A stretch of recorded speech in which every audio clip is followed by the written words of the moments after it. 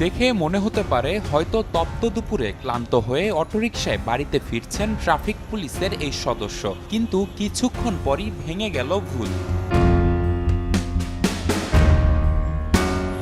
রাজধানীর লালবাগের ঢাকেশ্বরী মন্দির ট্রাফিক বক্সের সামনে রাখা হলো সেটি, যেখানে শিকলে বেঁধে রাখা হয়েছে অবৈধ অটোরিকশাগুলো, যেগুলোর রাজধানীর রাস্তায় চলার কোনো অনুমোদন নেই।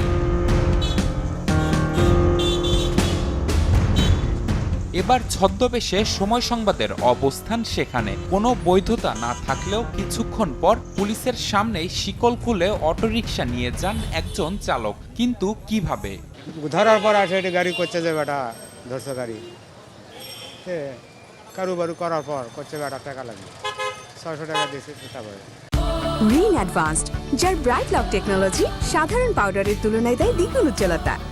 লালবাগের এই ট্রাফিক পুলিশ বক্সের নিত্যদিনের রুটিন এটি। সময় সংবাদের হাতে আসে একটি রেকার বিলের স্লিপ। নিয়ম না থাকলেও যেখানে দেখা যাচ্ছে একই স্লিপে জরিমানা করা হয়েছে 2 জনকে, আবার স্লিপ না দিয়েও টাকা আদায়ের অভিযোগ ভুক্তভোগীদের। রেকার ব্যবহার না করেও রেকার বিল করেন তারা। 2 থেকে 3 জন ডিউটি আমি জানি, সার্জেন্ট সহ 10টা 12টা পুলিশ এই মাথায় ওই মাথায় ওই মাথায় ওই মাথায় নূরফাতালের গলিতে বক্সিবাজারে সব ঘেরাও দেওয়া রাখে তারা।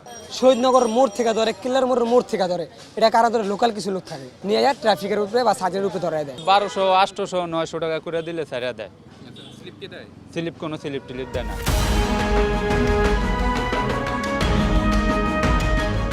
এবার ক্যামেরা নিয়ে যেতেই তৎপর হয়ে ওঠেন ট্রাফিক সদস্যরা।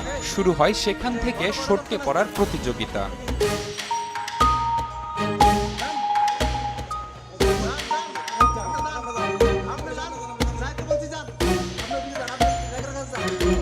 এ সময় টাকা নেয়ার বিষয়টি অস্বীকার করেন তারা, জানান কোনো অনিয়ম হয়নি সেখানে। আমার ডিউটি এখানে নাকি? আমার ডিউটি ওই লালবাগ রাস্তায়। আপনাকে তো আমরা কি কোথায় পেয়েছেন আপনি আমারে? হ্যাঁ কোথায় পেলেন? এখানে পেয়েছি, তারপর সামনে ওখানে পাইলে আমার ওই লো নাকি? ডাম্পিং কোনো টাকা এসে বিল না দিতে পারলে ডাম্পিং হবে। আচ্ছা আপনি কথা বলেন কর্তৃপক্ষের সঙ্গে।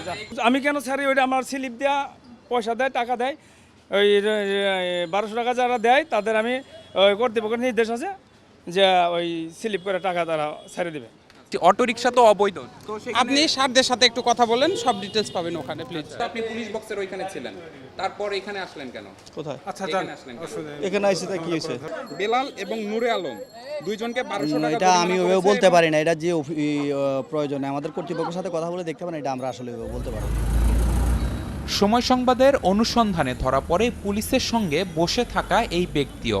নাম জাহাঙ্গীর, কাজ করেন সোর্স হিসেবে, যদিও তার দাবি তিনি অটোরিকশার মালিক। এখানে আমি বসে থাকি, রিক্সা কখন ধরে নিয়ে এসে বলা যায় না। থাকলে ঠিক আছে, আমার রিক্সা মনে করেন 2টা হাফ বিল করাই, একটা হাফ বিল করাই। এই দেখেন আমার কাছে হাফ বিল কাগজ আছে। এখন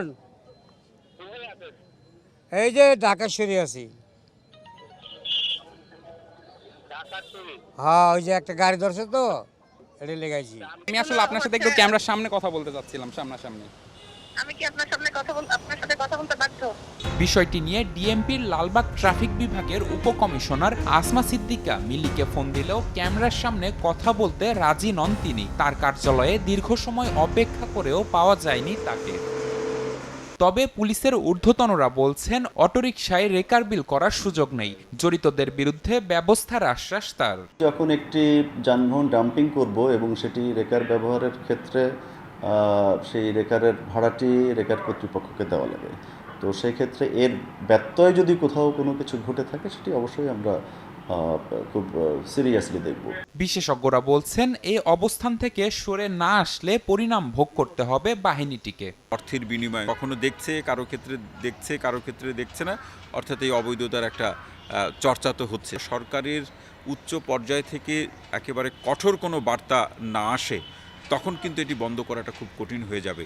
অসৎ কর্মকর্তাদের চিহ্নিত করে শৃঙ্খলা ফিরিয়ে আনার তাগিদ বিশেষজ্ঞদের। নিবিড় সাহা, সময় সংবাদ, ঢাকা।